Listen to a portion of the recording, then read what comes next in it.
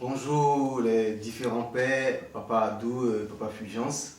Bonjour Dagui, Vous avez l'habitude chef de poser des technicien. questions aux gens. Aujourd'hui, vous êtes sur notre plateau. Gloire à Dieu. Voilà. On va échanger un peu sur vos différentes activités, votre vie et ce qui vous a amené au ministère aujourd'hui où vous êtes impliqué à 100%. Voilà. Merci Voilà. pour l'invitation d'abord. Merci. Papa Adou, notre première question c'est de savoir, vous avez quel niveau d'études et aujourd'hui vous êtes consacré à l'église? Oh, merci Dagui, chef Dagui. Moi, j'ai fait l'étude jusqu'en maîtrise. J'ai eu une maîtrise en sciences de gestion, finance et administration à l'université d'Abidjan. Si quelqu'un disait que moi, aujourd'hui, j'allais devenir homme de Dieu, peut-être que cette personne-là allait prêcher dans le faux. Voilà, parce que il n'y avait rien, c'est-à-dire rien ne profilait à l'horizon pour ça. Pour vous mettre au service de Dieu. Voilà, rien ne profilait à l'horizon parce que j'ai consacré tout le temps aux études. Aux études, et puis ceux qui ont fait les études avec moi depuis la classe de 6e jusqu'en terminale, ils savent. Voilà, j'ai été toujours parmi les 5 premiers, j'ai été toujours consacré aux études. Quel était votre profil de carrière? Bon, moi, profil de carrière, je voulais être gestionnaire, aller créer mon entreprise, faire l'entrepreneuriat. C'est pourquoi on m'avait orienté d'abord en géographie. J'ai dit en géographie, je ne pouvais pas m'exprimer comme ça. Donc il fallait que je dévie pour aller en sciences économiques. Et c'est ce que j'ai fait. Et les sciences économiques répondaient un peu à mes aspirations. Voilà. Mais malheureusement, après avoir fini les études, il fallait chercher du travail. Mais partout où je passe, parce que moi je me connais, quand je suis dans une activité, quand je suis dans quelque chose, ça réussit. On était à la promotion, la 9e promotion de maîtrise de sciences de gestion. On était les dirigeants de cette promotion-là. Mais partout où nous sommes passés dans le cadre de notre promotion, toutes les portes étaient ouvertes. Aujourd'hui, tous ceux qui étaient dans notre promotion ont été tous casés. Mais moi, j'ai remarqué que où moi je vais, c'était non. Et je me suis donné maintenant... Vous étiez à la tête, hein? J'étais à la tête. Vous dirigez tout Voilà, cela. voilà, tout cela. Donc, partout où on passe, les portes étaient ouvertes. Tout ce qu'on fait, les portes étaient ouvertes. Mais pour s'insérer dans la vie, je voyais qu'il y avait un hic. Et comme depuis les bancs, j'avais certains dons spirituels en moi. Voilà, je le savais, mais je ne savais pas que je devais mettre ça au profit. Et j'ai dit que j'allais entrer un peu à l'église pour voir un peu qu'est-ce qui se passait dans ma vie. Et c'est ainsi que les révélations maintenant vont commencer à sortir. Voilà, et l'Éternel me dit que je ne suis pas fait pour travailler maintenant, que j'allais le servir. Mais j'allais le servir à un très grand niveau. Et au fur et à mesure, ces révélations-là ont confirmé un peu ce que je suis aujourd'hui. D'accord. Donc, avant d'en arriver à cette révélation, vous qui avez la maîtrise, on peut vous assimiler, si vous voulez continuer vos études, vous pouvez être même préfet avec Oui. cette maîtrise-là. Oui.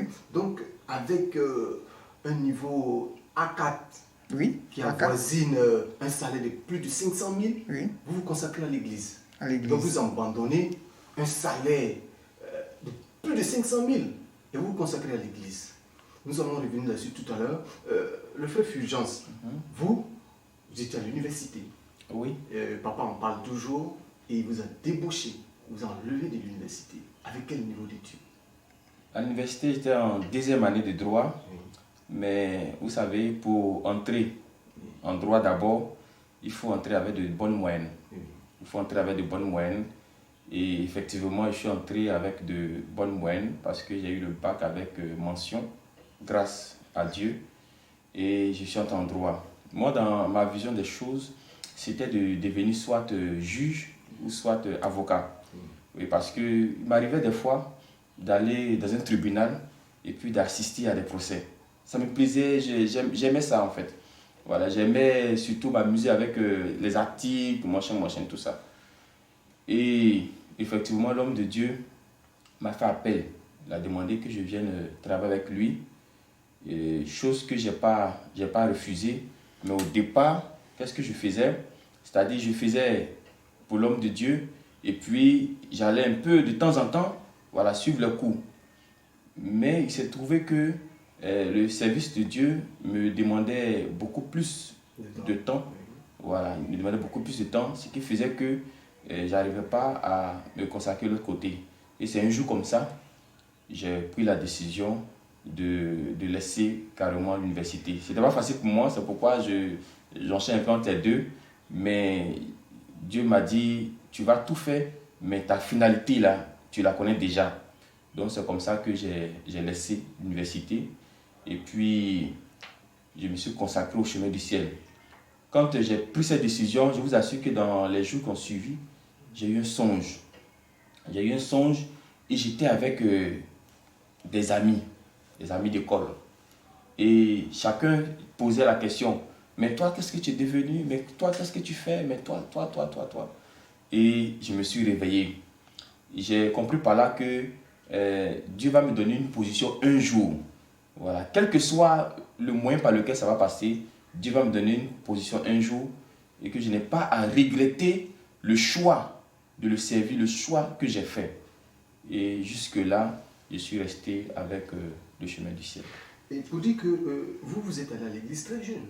Oui, moi, déjà même, quand j'étais au CE1, CE2, je partais aux assemblées de Dieu, souvent avec ma grand-mère, voilà, avec qui j'étais beaucoup collé. Je partais à l'école. Mais nous, il faut dire qu'on partait parce que, bon, il y avait des mariages, donc on partait des gâteaux, des biscuits, machin, tout ça. C'est pour ça qu'on partait. Voilà. Mais c'est en 99 qu'on a pris la chose de Dieu au sérieux. Je pense en 99, 98, j'étais au CM2, un truc comme ça. Et quand je suis allé en 6e, déjà à partir de la classe de 6e, on animait des cellules d'école. Voilà, on avait des petites cellules d'école où on s'exhortait en tant que jeune, tout ça. Et c'est ce que j'ai beaucoup fait dans ma vie. Voilà. Après ça, j'ai évolué auprès de certains serviteurs de Dieu. Alors, auprès de serviteurs de Dieu, ça c'était toute ma vie. Hein.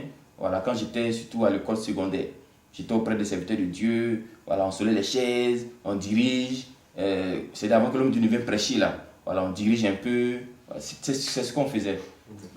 Donc aujourd'hui, pour le futur juge qui vient à l'église, qui n'est pas loin de sa vocation, oui. Qui devient sacrificateur à l'église, mais aussi juge.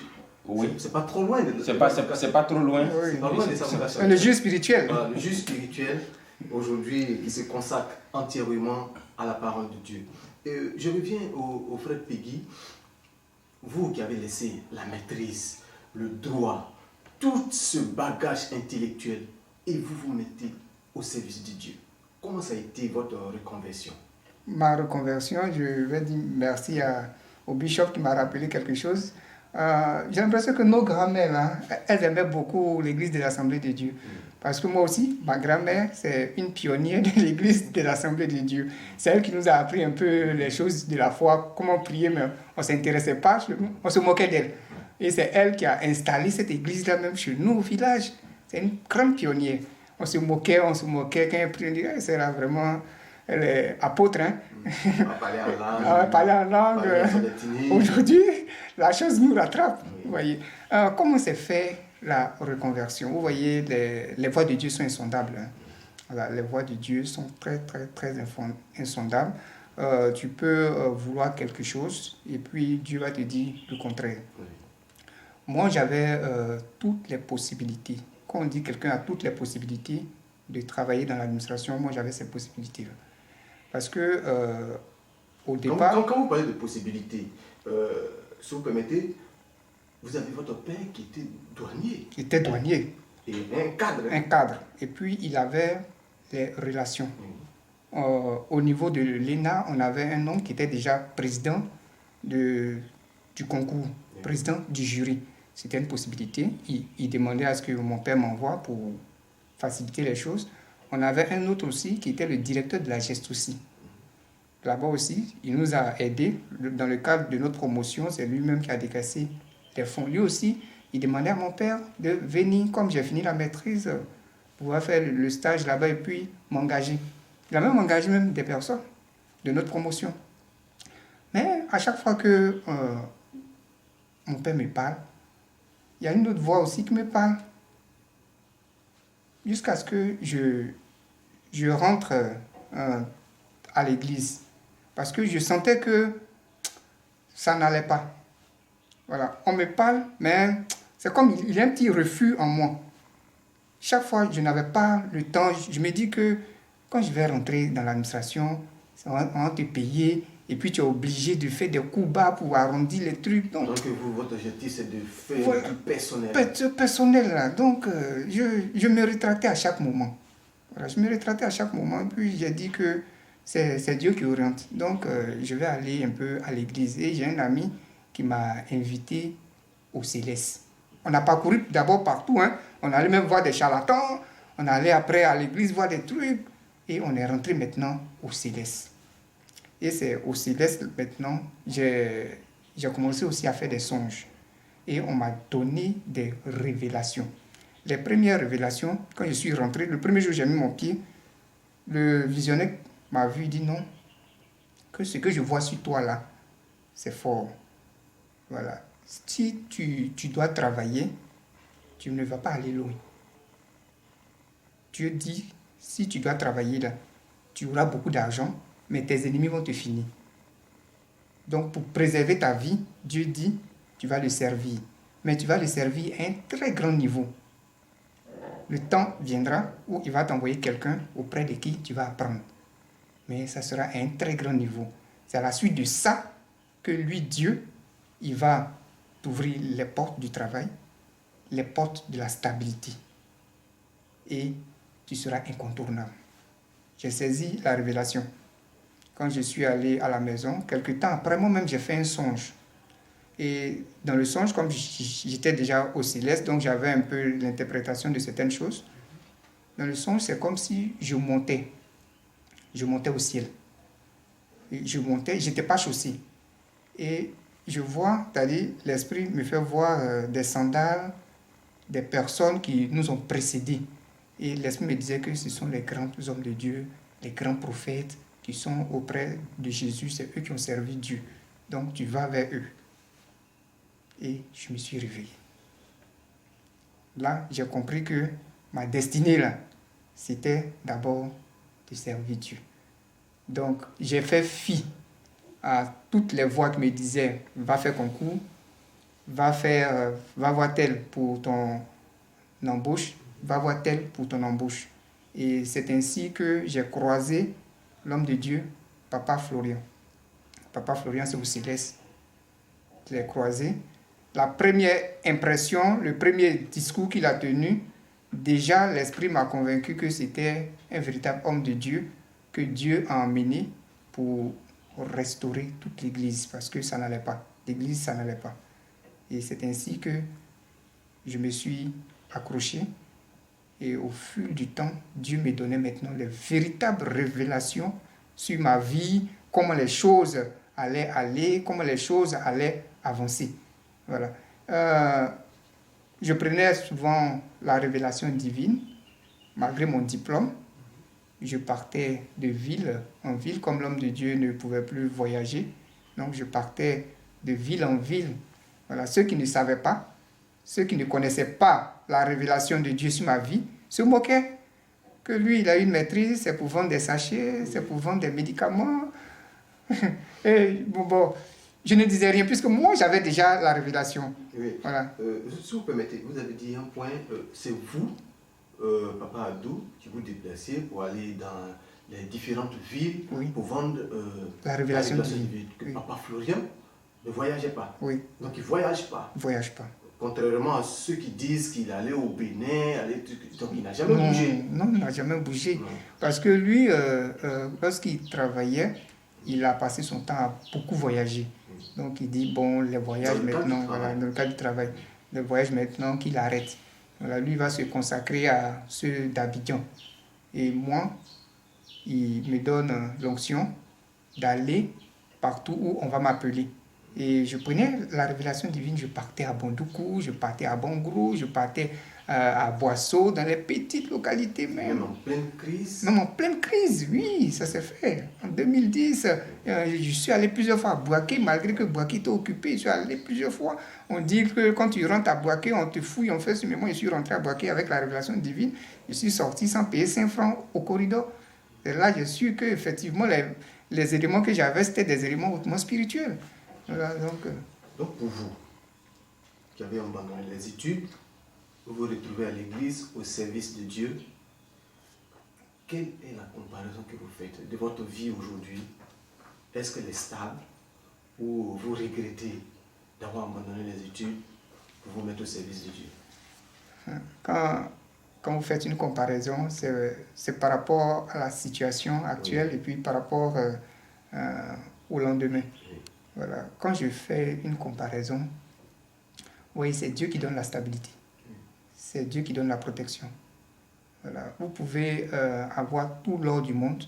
Si vous n'avez pas la protection, si vous n'avez pas la santé, c'est rien. Mais aujourd'hui, lorsque on me prend point de vue protection, point de vue santé, point de vue stabilité, Dieu m'a tout donné. Voilà. Dieu m'a tout donné. Je ne regrette rien. Tous ceux avec qui j'ai fait les bancs, tous ceux avec qui j'ai fait les études, même les grandes études, même aujourd'hui ceux qui sont les hauts placés, lorsqu'ils me voient, il y a déjà un respect.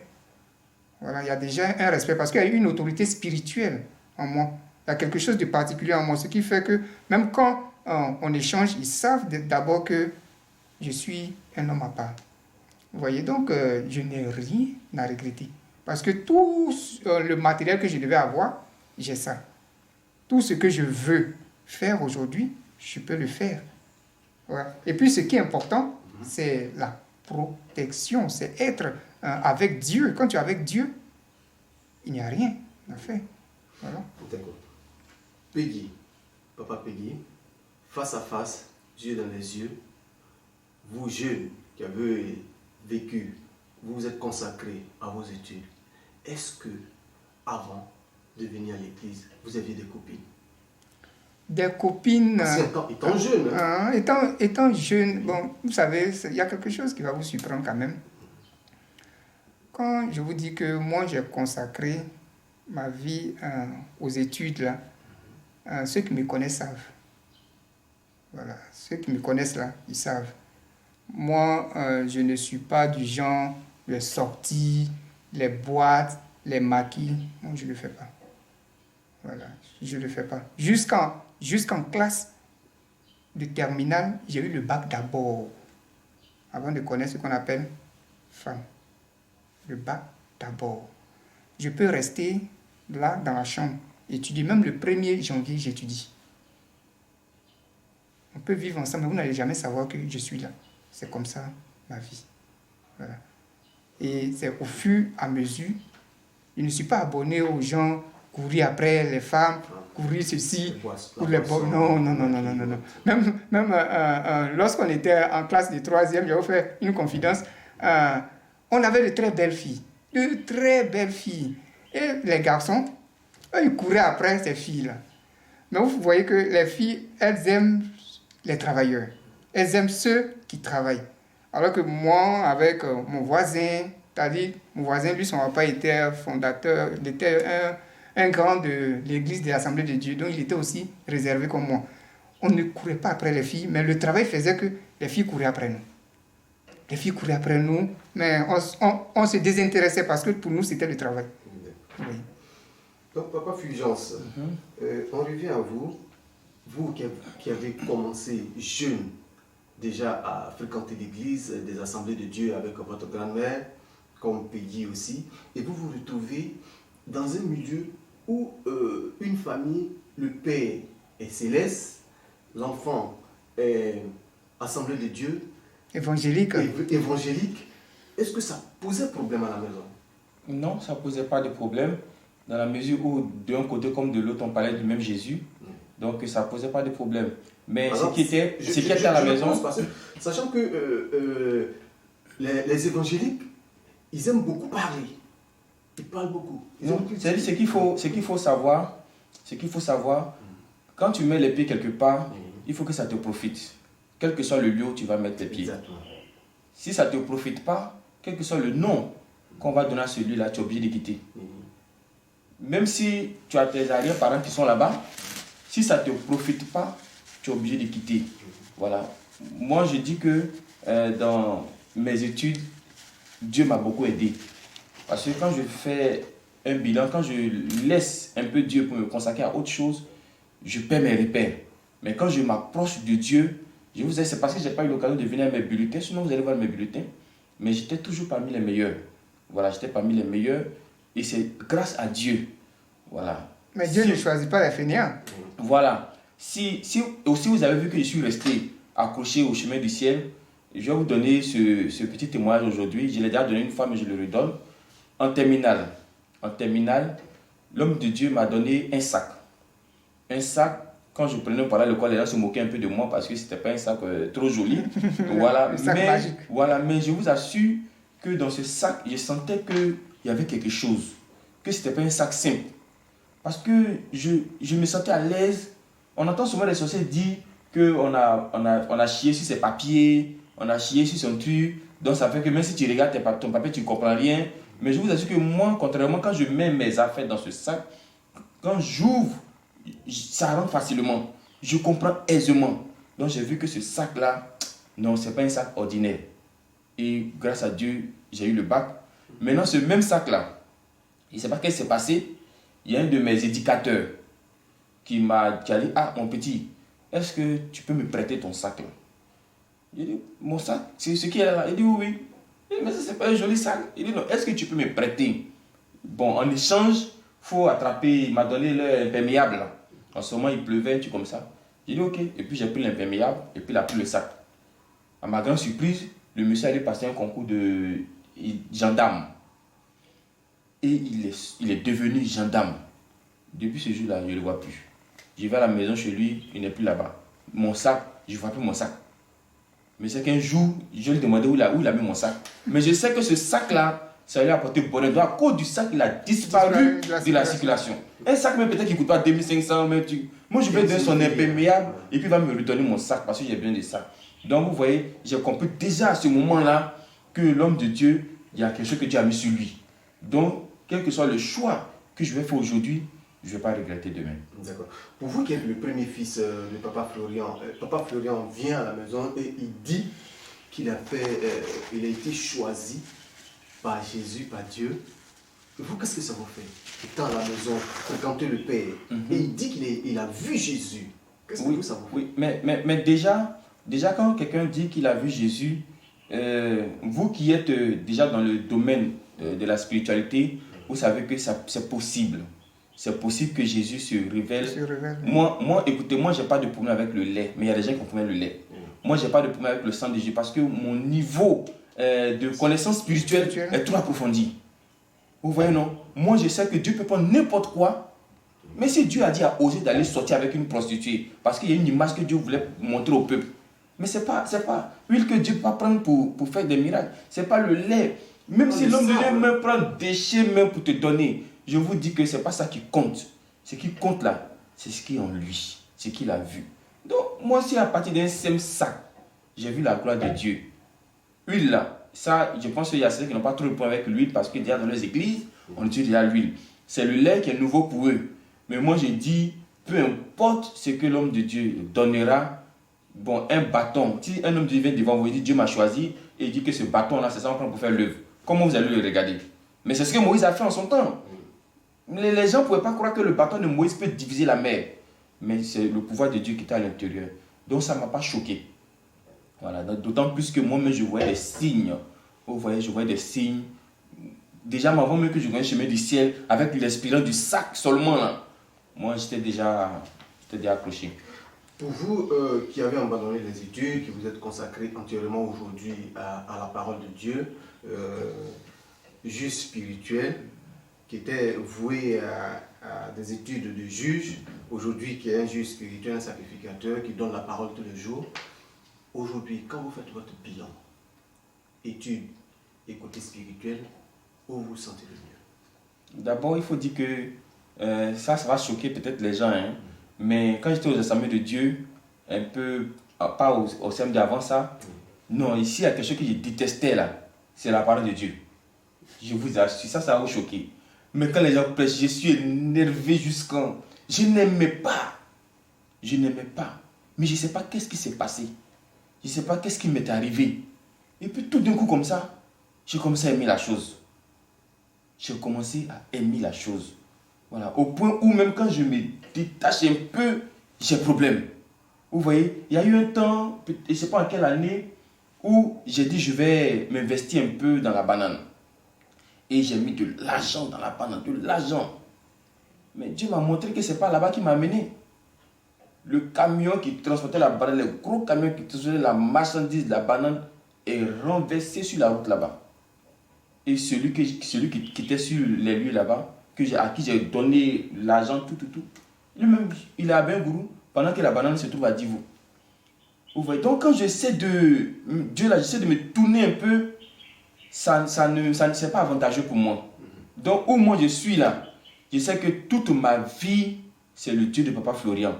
Et quand même s'il arrive un jour, écoutez-moi bien, même s'il arrive un jour qu'on ne parle plus de Dieu de Papa Florian, croyez-moi, je vais chercher où l'onction là allait se déposer. Et puis j'allais me mettre là-bas encore. Pour dire que moi, toute ma vie, ça a été de travailler auprès des hommes de Dieu jusqu'à ce que peut-être le temps de Dieu arrive pour moi. Sinon, actuellement, je suis là, je me sens trop bien auprès de l'homme de Dieu. Voilà. Est-ce que nous pouvons revivre la première fois que vous vous retrouvez devant le peuple, devant la foule? Devant la foule. Oui. Prédication. Première prédication, c'était catastrophique. Hein? Oui, c'était catastrophique parce que ce jour-là même là, je suis allé voir un de mes frères. Il dit, pardon, est-ce que ta dernière prédication là, tu ne peux pas copier, tu vas me donner, je vais aller réciter ça devant les gens. Il m'a dit, de copier, il dit, pardon, il faut copier. Et il a copié, il m'a donné, il m'a arrêté, on dirait un récitateur. J'ai fini de répéter, j'allais m'asseoir. Mais après, Dieu m'a dit que ce n'est pas comme cela. C'est pas comme cela. Si tu te plonges chaque fois, moi je n'ai pas fait école pastorale, tout ce que j'ai fait dans ma vie, c'est rester auprès des hommes de Dieu. Je le fais et puis je ne laisse pas mon école aussi. Donc je suis école et puis je suis chez les hommes de Dieu. Donc j'ai appris à écouter, j'ai appris. Et puis moi, il y a quelque chose aussi qui m'a forgé. Quand il y a quelque chose que je ne comprends pas dans la Bible, je ne laisse pas. S'il y a quelque chose que moi je ne comprends pas, moi je vais chercher jusqu'à ce que je vais trouver. Je suis sur les réseaux, je pose question. C'est ce qui a fait que ça m'a, au fur et à mesure, ça me poussait. Maintenant, moi-même, j'ai commencé à donner des messages. Mais au chemin du ciel, il faut dire que les messages là ont été encore beaucoup plus poussés. Il y a un de mes frères dans la foi, on s'est perdu depuis il y a longtemps. Maintenant, il a appris que je suis chez un certain Papa Florian. Il dit, bon, comme Fulgence, je ne sais pas comment faire pour le revoir. Attends, j'allais sur Internet, peut-être qu'il y a ces vidéos là-bas. Est-ce que même c'est les mêmes encore même? Donc il partait voir les messages. Et avant-hier, il est tombé sur le chemin du ciel. Il a écouté un message. Il a vu la puissance de Dieu. Voilà. Il a vu que ici, quand on parle avec assurance. Pourquoi? Parce que juste à côté de nous, il y a un témoignage sur lequel on s'appuie. Vous voyez, quand on dit que Jésus-Christ est le même hier, aujourd'hui, et puis éternellement, on a des preuves. Quand on dit que Jésus guérit, on a preuve. Quand on dit Jésus fait ceci, on a preuve. Vous voyez, donc ça fait que les messages ici sont puissants, beaucoup plus poussés. Voilà. Ces messages-là, si tu vas donner ça ailleurs, ils ne vont pas comprendre. Je vous assure, ils ne vont pas comprendre. Ils vont aller autour ils ne voient pas ce que tu as dit là. Mais où est témoin tu parles là? Mais où est miracle tu parles là? Mais tu dis que l'homme est plein de guéris. Nous, on ne voit pas ça ici. Mais au chemin du siècle, quand on dit un mot, les gens se retrouvent parce qu'effectivement, ce qu'il est en train de dire là, voici le témoignage qui est juste à côté. Donc, je me sens à l'aise ici, dans la parole de Dieu ici, dans tout ce que nous faisons. Donc, voilà, quand on est vraiment au chemin du ciel, il y a une certaine sécurité, il y a une certaine paix. Et c'est ça qui est le plus important. Voilà, on peut faire d'autres choses, mais on n'a pas la paix là-dedans et on n'a pas aussi la sécurité là-dedans. Voilà, mais ici, on a vraiment cette paix et on a vraiment cette sécurité. Et c'est ce que j'ai remarqué, c'est ce que je vis au quotidien. Voilà. Donc on dit qu'un bon arbre ne fait que produire de bons fruits, puisque vous êtes le fils de l'homme de Dieu, Papa Florian. Vous êtes un bon produit de cet arbre-là. Donc aujourd'hui, avec votre vie que vous avez menée, vous êtes marié légalement dans ce ministère. Et tout ça grâce au Dieu de Papa Florian, à qui encore je dis merci. Voilà, un mariage qui devait se faire peut-être il y a des années derrière, mais Dieu n'a pas voulu, il a permis que ça soit maintenant. Et pour ça, je lui dis vraiment merci. Il continue vraiment de se souvenir de moi, de ma famille, de ma femme. Et puis vraiment lui dire merci encore. Donc pour terminer avec vous, qu'est-ce qu'on peut retenir de votre vie au ministère Chemin du Ciel? Une conclusion? Voilà, ce qu'il faut retenir, voilà, c'est qu'on est quitté quelque part pour venir quelque part. Ce que j'aimerais dire à quelqu'un qui m'écoute, vous voyez, l'œuvre que nous faisons ici, si peut-être à première vue, les gens pensent que c'est facile, ce n'est pas du tout facile. Parce que le simple fait de t'asseoir et puis écouter une personne parler d'un problème spirituel, mais les ennemis qui sont derrière ce problème-là viennent aussi derrière vous. Le simple fait de s'arrêter devant une foule et puis parler de Dieu, je vous assure que c'est 1000 fois difficile spirituellement qu'un travail que vous pouvez faire dans la chair. Mais nous bénissons ce Dieu qui renouvelle notre force chaque jour. Je vous assure que tu t'en vas te coucher fatigué, mais tu te réveilles en pleine forme. Tu te réveilles en pleine vie. Donc, je bénis ce Dieu-là qui nous aide chaque jour, qui m'aide chaque jour à tenir. Voilà. Et je pense qu'on fera tout ce qu'on peut aussi pour lui rendre toute la gloire. D'accord. Merci bien, Papa Fulgence. Papa Peggy, nous avons parlé du mariage de Fulgence. Si ça ne vous gêne pas, on en parle avec vous. Oui, mais il n'y a aucun sujet tabou en Jésus-Christ. Lorsqu'on parle de mariage, de mon côté, le chef d'Agui, est bien placé même pour dire, voilà, parce que Dieu lui a révélé aussi des songes sur moi, sur ma vie. Vous voyez, je le disais quand je suis sorti de l'université, c'est là que j'ai connu la première femme. Mais à chaque fois, quand je m'attache à une fille, Dieu me rappelle les songes pour dire que c'est pas là qu'il m'envoie. C'est pas ça qu'il a prévu. C'est pas ça qu'il a prévu. Jusqu'à ce qu'on soit au chemin du ciel. Et au chemin du ciel, c'est le même message de l'Éternel, on continue. Ce qui fait que moi-même, ça me décourage un peu. Parce que Dieu dit, et les hommes disent, ah, il n'est pas marié, il n'est pas ceci, il n'est pas cela. Mais je peux rien faire selon moi-même. C'est ça qui est ma première préoccupation. Je peux rien faire selon moi-même. Parce que si aujourd'hui, je m'hasarde à prendre une femme, la marier, je sais que demain, ça va se gâter. Surtout que vous pouvez prier sur tous les sujets, sauf ça. Je sais que demain, ça va se gâter parce que Dieu... Et ça, c'est Dieu qui vous l'a dit. Hein? Oui. Vous pouvez prier sur tous les sujets, mais pas prier pour avoir une femme. Il a dit de ne pas prier pour avoir une femme, parce qu'il a déjà prévu. Oui.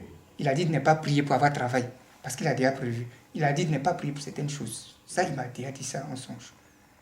Même Papa Florian et moi, on priait chez une dame, Yoruba, à Dabou. Elle m'a répété les mêmes choses.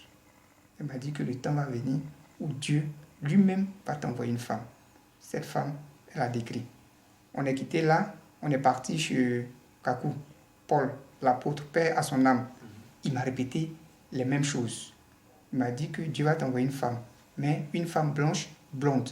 Voilà, voilà. On est quitté là. On est venu au chemin du ciel. Au chemin du ciel, Dieu se révèle à plusieurs personnes. Quand je vais faire un pas, Dieu se révèle. Même à vous, Dagui, Dieu vous a donné un songe pour dire que c'est comme si c'était mon mariage. Et on était à la mairie ensemble. Et il fallait découvrir la femme. Et lorsque vous avez enlevé le voile, vous avez vu que c'était une femme blanche, blonde. Vous n'étiez pas là quand l'apôtre parlait. Vous voyez, on a nos fidèles de l'extérieur. À chaque fois qu'il m'appelle, il dit, voici le songe que j'ai fait sur toi. Dieu dit que voilà, tu dois te marier, mais voilà cette femme qui va t'envoyer, que ce n'est pas toi qui vas aller chercher la femme, que c'est lui-même qui va t'envoyer la femme, elle va venir en Côte d'Ivoire. Tu n'auras pas besoin d'aller la chercher nulle part ailleurs, que c'est pour son travail. Et ces mêmes messages-là ont continué avec certaines personnes d'ici. Donc vous voyez que je suis coincé. Voilà, je suis coincé. Je ne peux rien faire de moi-même. C'est de la même manière, il m'a dit de ne pas aller chercher travail, de faire son œuvre. Vous voyez? Donc je suis coincé à attendre sa volonté. Donc on dira, celles qui sont noires, qui sont en train de sauter, c'est pas la peine de sauter. Non, pas sauter. À moins qu'elle devienne blanche. À moins qu'elle devienne blanche. Blonde. Moi, c'est pas moi qui j'ai choisi. Hein. Oui. Voilà, c'est pas moi qui j'ai choisi. Moi, je n'ai rien choisi. C'est depuis l'église, Dieu a commencé à donner ses messages, même au céleste. Dieu a commencé à donner. Je n'ai rien choisi, pas de préférence. Moi, je peux prendre une femme et puis la marier aujourd'hui. Ça me coûte rien. Voilà, ça me coûte rien. De prendre une femme, me stabiliser. Mais si je le fais, je n'aurai pas la paix avec Dieu. Parce que tout ce que je fais là, quand Dieu n'est pas dedans, il me révèle ça. Voilà, tous les actes que je pose. Ça, c'est depuis les ponts là-bas, tout ce que je dois faire. Voilà. Donc, je ne veux rien faire pour contrarier la vision de Dieu. Voilà. La vision de Dieu. Parce que j'ai fait un songe où il m'a dit, si je te mets une femme actuellement là, est-ce que tu pourras faire ce que je suis en train de te demander de faire? Parce que tu seras occupé par les affaires de ta femme. Tu vas un peu laisser l'œuvre. Alors que voici où je vais t'envoyer. Pour dire que à tout moment, vous avez des coups de fil, vous êtes toujours au téléphone, quelle que soit l'heure, vous êtes au téléphone. Parce que le décalage horaire avec ceux des États-Unis, ici, quelle que soit l'heure, vous êtes au téléphone. Je vais vous dire quelque chose. Comment je rentre à la maison là? C'est-à-dire ceux qui me connaissent là, ils savent, mais c'est ceux qui ne me connaissent pas là, qui s'amusent à parler. Comment je rentre à la maison? Je suis tout le temps dans ma chambre. Si je suis descendu au salon, c'est juste pour manger. Et puis, je remonte. Parce que je ne peux pas me mettre dans un milieu où, à chaque fois, on m'appelle pour les choses de Dieu, et puis je suis en train de causer. Non, non. Demandez même à ceux qui viennent chez moi. Demandez à Bishop, demandez à Alain, ils me connaissent. Je suis tout le temps occupé. Je me lève à 4 h du matin, on m'appelle, ceci, cela. Et Dieu m'a dit que c'est en cela que je t'ai envoyé pour le moment. Occupe-toi de mon œuvre. C'est ce que je fais. Je n'ai pas de vie en tant que tel. Voilà, je n'ai pas de vie. Je ne me maîtrise pas moi-même. Je ne peux pas me lever aujourd'hui. Vous êtes un automate. Voilà. Dieu dit, allez, va comme ça, vous allez. Voilà. Je ne peux pas me lever et dire, oh, je m'en vais me reposer un peu. Je ne peux pas. À moins que Dieu dise, bon, c'est la fin de ça, on passe à autre chose. Voilà. Et c'est ce qu'il a prévu. Il dit, le temps va venir où il va mettre fin à certaines choses et puis on va passer à une autre étape. Là, en ce moment, peut-être qu'on sera plus relax, on sera plus en paix. Et il va nous envoyer une femme qu'il veut, on pourra s'occuper des choses de notre maison. D'accord. Merci bien, Papa Peggy, pour l'entretien que nous avons eu avec vous aujourd'hui. Qu'est-ce qu'on peut retenir de votre passage, de votre vécu aujourd'hui au ministère? Alléluia. Gloire à Jésus qui nous a envoyés en ce lieu. On peut retenir beaucoup de choses. Vous voyez, l'œuvre de Dieu, c'est pas facile. Et puis, on ne devient pas homme de Dieu qui veut. Voilà. Si vous avez écouté le bishop, vous allez entendre que tout ce qu'il fait en dehors de Dieu échoue. Ainsi que moi. On ne devient pas homme de Dieu qui veut. Voilà. C'est une grâce, Dieu fait grâce. Voilà. Et si il a mis sa grâce sur toi, de le servir, de parler de lui, ce que vous ne savez pas, vous voyez que je parle avec aisance. Hein? Je parle sans arrière-pensée, sans chercher. Mais je vous dis que quand moi j'étais sur les bancs, je bégayais. Je n'avais pas la parole facile. Et puis j'ai très honte. Je ne peux pas parler devant 2, 3, 4 personnes. Non. Mais aujourd'hui, là, vous voyez que c'est avec aisance. vous voyez que je m'exprime devant des milliers de personnes sans même me préoccuper de quoi que ce soit. Vous voyez? Donc, quand Dieu te fait une grâce, il faut pouvoir la saisir et puis marcher avec. C'est une grâce que Dieu a fait de se retrouver au chemin du ciel et puis à un tel niveau de la spiritualité. Vous voyez, ce n'est pas donné à tout le monde de servir Dieu à ce niveau-là.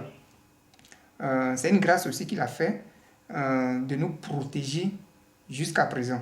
Parce que quand Dieu te dit moi je suis avec toi, fais mon œuvre, fais ceci avant que je ne fasse cela pour toi, bien je fais. C'est une grâce. Voilà, c'est une grâce. Parce que Dieu pouvait me laisser aller travailler, avoir l'argent, ce que je veux, et puis on m'enterre demain. Vous voyez, mais s'il a dit de le servir, c'est qu'il veut préserver ma vie, c'est qu'il veut me donner cette paix qui manque, c'est qu'il veut me donner cette joie, voilà, de pouvoir profiter de la vie spirituelle, de tout ce que je veux. Voilà, donc moi je ne regrette pas d'être au chemin du ciel. Le chemin du ciel a permis de savoir même qu'est-ce que c'est que la spiritualité véritable. Voilà, quand vous écoutez les enseignements, quand vous écoutez les témoignages, quand vous écoutez les confessions, ça vous démontre un peu qu'est-ce que c'est que la spiritualité. Voilà, on n'a pas besoin de beaucoup de paroles au chemin du ciel. On a besoin de que veux-tu que je fasse pour toi? Tiens, et c'est ce qu'on voit. Ce qui est écrit dans la Bible, c'est ce que nous constatons au chemin du ciel. Voilà, c'est comme si au chemin du ciel, il y avait tout. Voilà, tout ce que tu veux, toutes les grâces. Est-ce que un lieu où il y a toutes les grâces, tu vas aller chercher encore quoi dehors? C'est ce que nous vivons, c'est une grâce que Dieu nous a faite de nous retrouver ici. On ne regrette pas. Et je sais que ce Dieu-là va encore faire de grandes choses parce qu'il a prévu de grandes choses. C'est en cela même que je me suis accroché. Parce qu'il m'a donné des révélations qui me permettent aujourd'hui de m'accrocher à cette église, de m'accrocher à ce ministère. Parce qu'il dit, le temps viendra où on ne va plus parler même des éléments que nous citons. Mais quand tu vas venir, le simple fait de mettre ton pied déjà, lui, Dieu, il te donne la solution.